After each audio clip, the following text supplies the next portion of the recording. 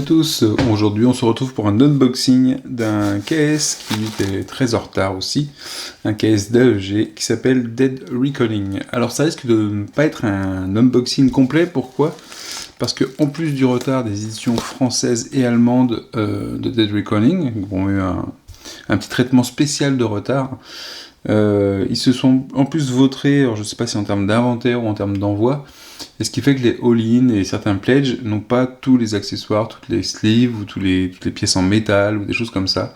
Donc bref, on a une moitié de récompense et on devrait recevoir la suite incessamment sous peu, d'après ce qui est dit. Donc on va voir déjà ce qu'il y a dans cette boîte, qui devrait au moins contenir le jeu de base. On l'espère, et les extensions. Mais il reste 3-4 trucs qui sont pas encore là. Donc ici on a quoi? Loup de mer extension. Déjà c'est en français, c'est déjà pas mal. En espérant que la traduction soit un peu meilleure que Stars of Acarios, qui est pas chez AEG, hein, mais qui porte qui a quelques petits soucis. Enfin, j'y reviendrai dans une autre vidéo. Donc une petite extension. Hop hop. Ensuite, on a repère de pirates, on a un petit truc tout seul, une petite bourgade, Tiny Town. Je sais pas comment ça marche, ça. Alors, on a des extensions du jeu déjà. Ah oui, elles sont épaisses. Hyper pratique, il doit sortir. Hop là, ok. Dead Reckoning.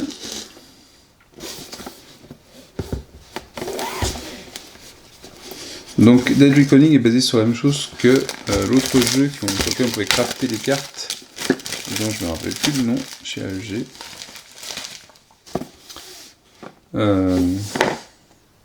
Bref, en fait, c'est des sleeves transparentes, dans lequel on va mettre une carte de base, et dans lequel on pourra rajouter des parties de cartes par transparence, qui feront des cartes complètes. Donc c'est un système qui est très sympa. Si j'arrivais à me rappeler le nom du jeu de départ, ce serait génial. C'est un système très sympa. Le seul truc qui est problématique dans ce système, c'est quand on veut défaire toutes les sleeves, enfin toutes les cartes en fait. Je trouve ça un peu pénible. Mais sinon, l'idée est vraiment très sympa. Donc ici on a Légende lointaine, extension Saga. Donc, je pense que ça continuera. Ensuite, on a Sel et tonnerre. Extension Saga 2, donc c'était l'extension Saga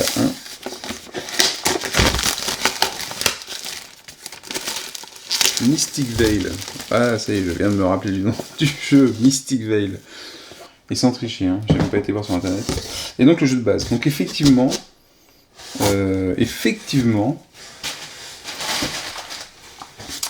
si je prends ce que je devais avoir sur la livraison,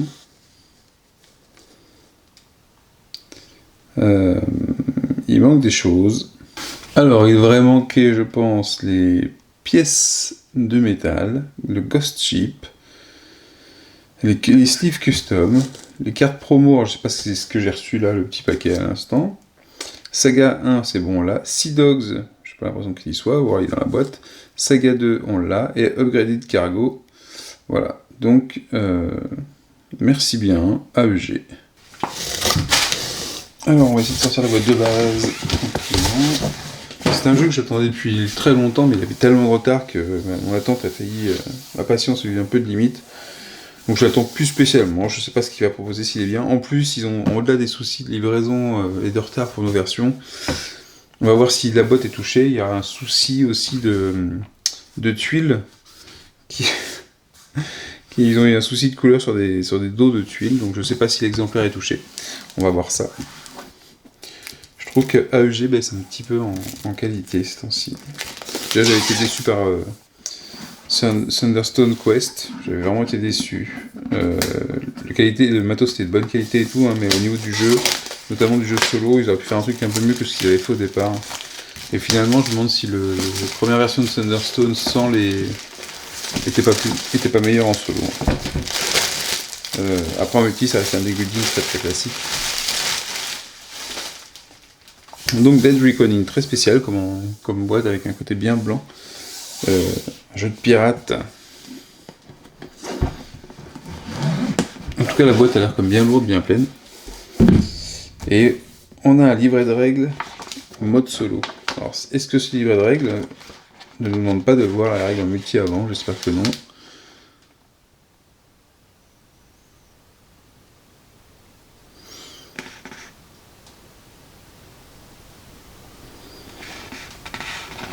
Voilà, donc c'est un livret pour le mode solo. Ils auraient pu reprendre les règles, les incorporer et faire un livret solo, comme le fait Space Corp, par exemple. Eh bien non, une fois de plus, on a un livret fin, et on va sûrement devoir naviguer entre ce livret-là et puis l'autre, puisqu'ici on a mis en place un série de 18 cartes, préparer le jeu pour une partie à 2 joueurs, ce qui veut dire qu'ils vont repartir dans le livre principal pour aller voir les règles. Vu la légèreté du papier, ça aurait pu être bien d'avoir tout ici, et on n'a que des effets, j'ai l'impression. Avec une doc qui est comme la boîte. Et là, le livret de règles qui est beaucoup plus épais, donc on va naviguer entre les deux. Et voilà. Bon, au moins c'est fait en 2 parties, donc on pourra avoir celui-là ouvert et celui-là ouvert, mais ça, vu la taille, ça prend beaucoup de place. C'est pas pratique du tout. Et ces livrets de règles qui font cette taille-là m'emmerdent profondément. J'en ai marre d'avoir des grands livrets de règles qui prennent beaucoup de place. Parce que le livret de règles, il tient sur la table de jeu. Et que la table de jeu a déjà beaucoup de matos. Et c'est un peu pénible. Mais bon, on fait avec. Donc, je vais regarder un petit coup. Si on lit quelques lignes du livre. Alors, dans Dead Reckoning, vous êtes le commandant d'un navire de corsaires prêt à s'élancer dans les eaux lointaines. Explorez des îles inconnues, gagnez de l'influence et établissez des avant-postes. Lancez-vous dans une chasse au trésor ou terrorisez les mers, à vous de choisir. Chaque choix vous rapprochera d'une série de réussites et lorsqu'un joueur en aura accompli 4, la fin de la partie sera déclenchée. Mais vous n'êtes pas le seul à avoir soif de gloire. En haute mer, vous êtes dans une course face à l'opposition des autres joueurs, chacun à la poursuite de la victoire selon ses propres conditions.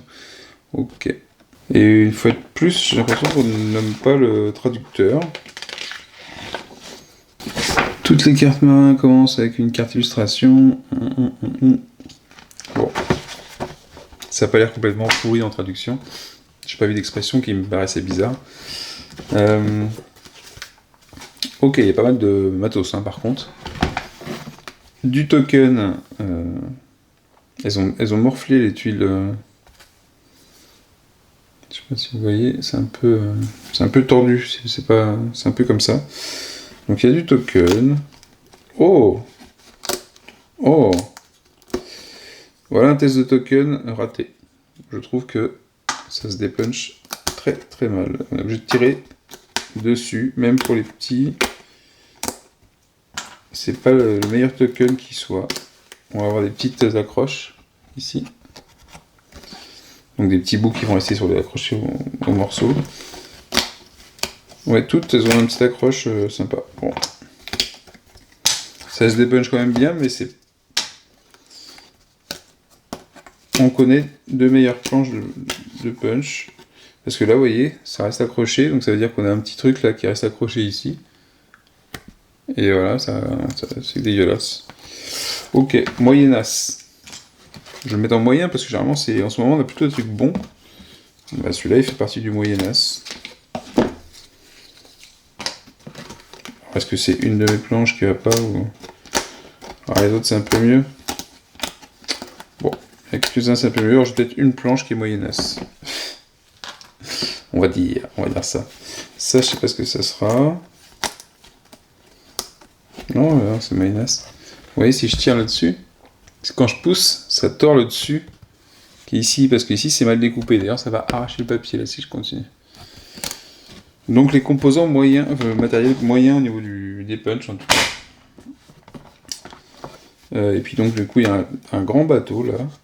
Ok, il y a un grand bateau. Alors lui il se dépunch plutôt bien, j'ai l'impression. Il n'a pas la même qualité partout. À quoi va nous servir ce grand bateau? Des cartes sûrement.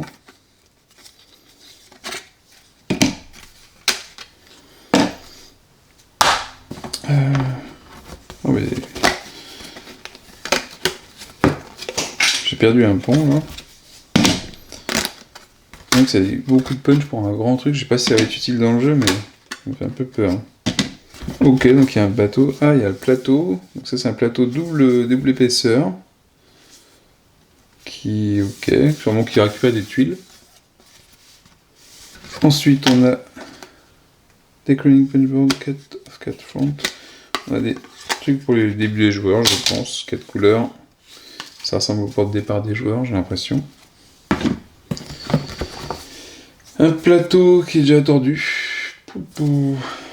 Je suis motivé moyen quand même. Hein. Alors, un plateau qui est déjà tordu. Et qu'est-ce qui va tenir? Ouais, ok. Bon, on verra après une fois qu'il a... Mais là, il est... Voilà, je crois que vous le voyez bien, la forme que ça a. C'est creusé d'un côté, condolé de l'autre. Et légèrement tordu. Ouais. Alors, ce qu'il y a, c'est que vu que tout n'est pas plat, bah forcément, avec le poids de... Il y a différentes choses qui sont pas rangées, qui sont flottantes. Et ben, il y avait ça qui est au milieu, ça qui est dessus. Il n'y a rien qui reste droit, bien plat. Pourquoi ils n'ont pas été mettre les punchs en bas de la boîte? Aucune idée. Ça se fait souvent, pourtant. Bon, ici, les plateaux ont l'air plutôt corrects. Par contre, ils sont bien épais. Peut-être qu'ils bougent un peu, mais... ils sont pas mal. Ceux-là, ça va. Bon, ils sont pas très jolis. Ah, c'est recto verso. Ah, mais c'est ces fameuses tuiles. Ah oui, elles sont énormes, ces tuiles. Il y a une différence... Est-ce qu'on voit une différence de couleur? Moi, j'en vois pas spécialement, mais c'est peut-être pas sur ça. Je me demande si c'est pas sur les petites tuiles, là.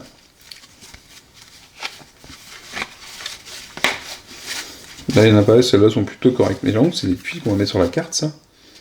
Ça me paraît énorme comme... pour créer la carte. Après, le matos, il y a pléthore, hein. Vous avez eu encore ça dans la boîte. Ça, c'est au fond de la boîte. Pourquoi ils n'ont pas été mettre les punchs en dessous? Je comprends vraiment pas. Là, on a les bateaux. Donc, les bateaux, ils sont bateaux dans les deux sens. Ils sont bien creusés, là. Donc, du coup, ça va pas tenir. Ça va glisser sur le plateau de jeu. Ok, ils ont bien pris l'humidité, je pense. D'ailleurs, c'est assez étonnant, j'ai pas vu de sachet anti-humidité. Voilà. Voilà. Et à côté de ça, il y a une boîte, j'ai l'impression que c'est une boîte de rangement pour des cartes. Ou je ne sais quoi d'ailleurs. S'il y a des cartes là-dedans. Et ça fait très classe. Très... je sais pas, ça a l'air d'être bien. Les cartes qui sont dedans, qu'est-ce qu'il y a dedans? Ok, bah il y a les fameuses cartes justement, transparentes, et qui sont des cartes d'upgrade. Hein. Et puis, ici on a d'autres cartes, donc les cartes peut-être de base, le capitaine, et dans lequel on va peut-être insérer sur le capitaine d'autres cartes. Enfin, d'autres sortes de pochettes en fait, des cartes de sous-cartes, qui permettent de faire évoluer les fameuses cartes de base. Donc là, il y a les cartes de rappel, phase principale, phase de maintenance, et ainsi de suite. Mais la boîte, c'est sympa là, ce qu'ils ont fait. Franchement, je trouve ça plutôt sympa. C'est assez joli. Ça fait un peu solide, j'ai l'impression. C'est cool. Je ne fais pas que descendre le jeu, hein, mais je suis quand même très sûr. Et là, c'est des boîtes vides pour ranger les cartes. Donc en plus, il y a des rangements en carton. Donc c'est pas du plastique, ça c'est sympa. C'est illustré, c'est super sympa. Ça fait très coffre. Un petit peu bombé peut-être, mais pas très grave ça. Pour le rangement en tout cas. Encore une. On va mettre des cartes dedans pour ranger. Alors peut-être que c'est pour suivre la saga ou suivre l'histoire et ranger dans différents compartiments. Pour l'instant il n'y a pas beaucoup de cartes, hein, j'ai vu que ça. Qu'est-ce qu'on a ici? Là on a un petit coffre. Alors, je sais pas ce qu'on va y mettre dedans. Et ok, le petit coffre c'est sympa. Hein. Enfin, c'est dans le thème en tout cas, donc ils ont l'air un petit peu solides, j'aime pas, attention que je parle trop vite. C'est encollé ici, c'est encollé là, bon ça va. C'est correct, je trouve ça plutôt correct. On a des grandes pochettes, donc peut-être que c'est 1, 2, 3, 4, alors je sais pas si c'est 3, 4 chapitres ou 3, 4 joueurs. Donc là c'est plus fin par contre, on est sur quelque chose de plus fin. Mais par contre, c'est pas quelque chose qui va se plier, donc ça va rester, je pense, correct, si on met les cartes dedans. À voir quand on le range, il faut y faire attention. Donc là, tout ça, c'est vide en plus. C'est-à-dire qu'en fait, en plus, ils ont mis des trucs un peu lourds comme les punchboards par-dessus des choses qui étaient plus légères. Hein. Allô, AEG, AEG, allô. Donc voilà d'autres cartes de base, sûrement, et cartes Captain. Il y en a beaucoup. Je sais pas s'il y a des informations dessus derrière. D'autres coffres vides. Que va-t-on mettre? Sûrement tout ce qu'on a dépunché ou pas encore dépunché avant. Ici, on a Corsair niveau 1, 2, 3, 4, 5, artilleur, matelot. Donc j'imagine que c'est des membres d'équipage qu'on aura dans nos bateaux. Et là, on a une boîte. Et à côté de ça, on a une boîte de merde. Mais c'est marrant quand même. Ici, on a des boîtes rigides, carton épais. Et là, à la fin, on arrive sur une boîte de merde. Toute molle, toute défoncée. Qu'est-ce que ça contient? Ou alors c'est des cartes ou des sleeves. Peut-être que j'ai des sleeves finalement. Ah, ici, il y a le plan du bateau. Donc le plan de ce que j'ai dépunché tout à l'heure, j'ai l'impression. Et ça sert à quoi, ça? J'essaie toujours de savoir à quoi ça sert. Mais voilà, la boîte est défoncée parce qu'elle était en dessous de toute façon et qu'elle est molle. Et en mettant tout le poids des autres composants par-dessus, il fallait pas s'attendre à autre chose, quoi. C'est fou, quoi. Ah non, donc on a des cubes. Des beaux cubes. Ah oui, donc on a bien mis un truc bien lourd, écrasé par le reste. Mais dans une boîte qui est molle. Voilà. Ok, donc bah, je sais pas si je pense que celle-là, on va peut-être pas la garder, ou pour mettre le bateau peut-être. Histoire qu'il soit défoncé à la fin. Ah bah si, j'ai des sleeves alors. Donc les sleeves, je les ai déjà. J'ai pas les pièces par contre. Et ça va être les sleeves particulières qui sont tordues déjà. Parce qu'elles sont pas super belles, mais bon. On va faire la fine bouche. Donc ça, je sais pas trop si je vais garder ça. Et enfin, les bateaux. 4 bateaux en plastique bien colorés.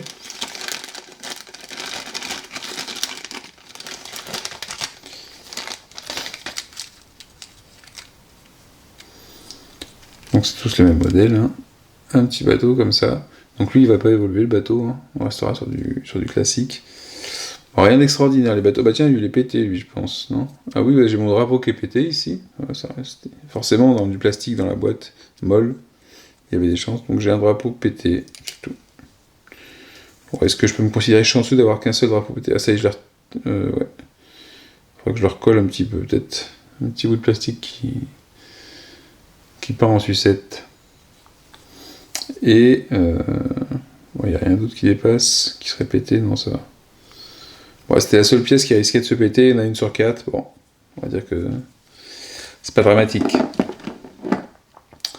Bah voilà, c'était ah oui, on peut aller voir peut-être les extensions. Les extensions, donc on a, alors c'est Saga 2, Saga 1, livret de rencontre. Donc là il y a des numéros de paragraphes avec les rencontres, je sais pas comment ça marche. Légendes lointaines, livre de règles. Donc il y a un livre de règles pour les légendes lointaines. Les sagas sont des extensions du jeu Dead Reckoning qui vous permettent d'explorer de nouvelles régions et de découvrir de nouvelles histoires au fil de plusieurs parties. L'intégration d'une extension saga signifie que vous ajouterez des progrès et des rencontres supplémentaires à votre jeu dès la première partie, mais la plupart des nouveaux contenus seront découverts au cours de partie. Donc voilà, ça c'est un truc qui était quand même bien sympa, c'est de dire dès le départ, puisque ça s'intègre, eh ben, je vais insérer les sagas à l'intérieur, histoire d'avoir un jeu complet dans lequel je peux me perdre finalement, en termes d'histoire, donc j'espère que ce sera le cas. En développant votre jeu de manière normale, chaque fois que vous jouerez, grâce aux rencontres et au choix des joueurs. Ce contenu nouvellement découvert fera ensuite partie de vos futures parties. Okay. Comme le contenu de la saga est ajouté progressivement, il n'y a pas de problème à inclure du contenu lors de la première partie d'un nouveau joueur. Cependant, nous pensons qu'il est préférable qu'au moins un joueur connaisse le jeu de base et en comprenne bien les règles. Ok. Bon, c'est bien, au moins ils expliquent comment on utilise le matériel. Tout est en français. Je fais encore référence à Stars of Carios, c'est qu'ils ont traduit 2 bouts de ficelle et un livre, mais sans traduire les noms propres. Enfin, plutôt, ils ont traduit dans le livret Stars of Carios les noms propres. dans le livre, dans les livres de récits et autres, mais pas sur le matériel, ce qui fait que c'est complètement idiot. Règles solo pour la saga et la campagne. Et même jouer une campagne en solo, ok. Jeu en solo et jeu coopératif à 2 joueurs. En espérant que ce soit pas pété. Donc il y a du matériel qui a été balancé au milieu. Ok. Donc là on n'a pas besoin de dépuncher, c'est déjà dépunché, c'est toujours ça. On a un livret. Ok. Faut marquer des choses dessus. On a un petit truc tout pourri. Il doit y avoir des cartes dedans ou du matériel. C'est une sorte d'enveloppe papier scotché qui est collé. C'est étonnant. Il y a un dé qui se balade dans la boîte. Là, on a... Ne regardez pas ces cartes avant d'en avoir reçu l'instruction. On va les laisser cacher. Donc là, bah voilà, on a un petit truc qui est défoncé là, parce que c'est décollé. Et après, on peut ouvrir pour voir les cartes. Donc ça, c'est un étui, pas renforcé, parce qu'il fallait pas déconner, quoi. En fait, c'est très... comment on pourrait dire, hétérogène en contenu, en qualité en tout cas. Ça ressemble aux autres. Ah, est-ce que c'est différent ça? J'ai l'impression que j'ai pas le souci, je sais pas sur quoi je pourrais avoir le souci, de couleur. Il y en a une qui est plus jaune que l'autre, ouais, je pense, ça se voit pas tout de suite comme ça. D'ailleurs, je ne sais même plus laquelle est facile d'extension. Donc peut-être que j'ai pas le problème de tuiles, moi.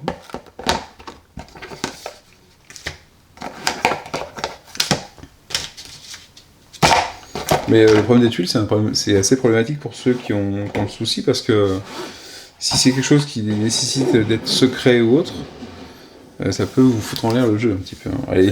Et AEG, ils ont donné des solutions un peu bizarroïdes pour rectifier le problème. Et rien qu'à le dire, ça m'a fait bien marrer. Donc on a le truc 2, qu'on va sûrement pouvoir rajouter aussi. Ah, il y a des plus grandes enveloppes, alors vous voyez quand... Voilà comment c'est mis, ça dépasse de l'encart, donc comme ça appuie un petit peu sur la boîte, ça bouge dedans, donc ça peut se tordre. Il y a d'autres instructions, il y a les cartes avec les instructions qui sont là, ok. C'est mis en bordel. Ok, et ça tient pas dedans, mais... Enfin, je sais pas, mais...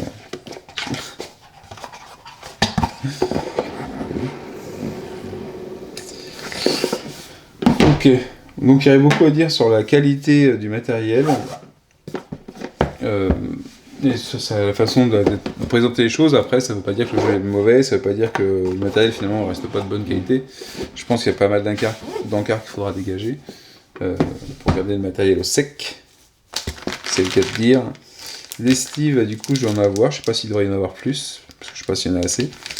Du matériel, on a quoi? J'ai pas regardé les tokens. Les cartes n'ont pas l'air très illustrées, mais c'est peut-être normal vu le système de jeu. Donc on a des petits tokens de feu, c'est très mignon. Ils sont assis. Ah, ils sont pas recto verso. C'est un côté feu, pas côté pas feu.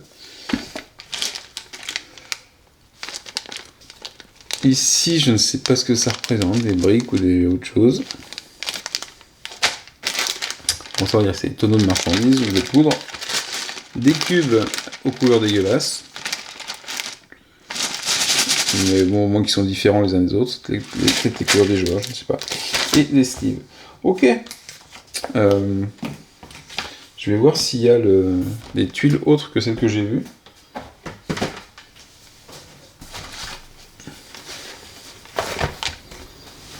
Donc ici, non, j'ai pas l'impression. Donc non, effectivement, donc le souci qu'il aurait pu y avoir sur des couleurs, j'ai pas l'impression qu'il y soit. Je le regarde à la caméra pour voir si ça se voit mieux, mais...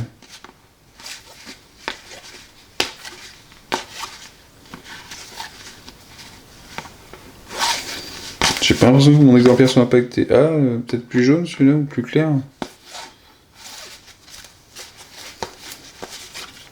Qu'est-ce qu'on pourrait différencier comme tuile? On va dire celle-là, par exemple. Et celle-là, avec une île dessus.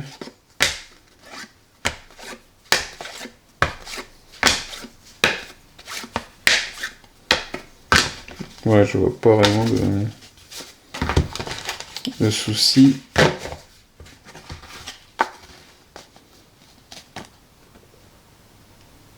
Non, ça me choque pas, ça me saute pas aux yeux, donc ça c'est bien.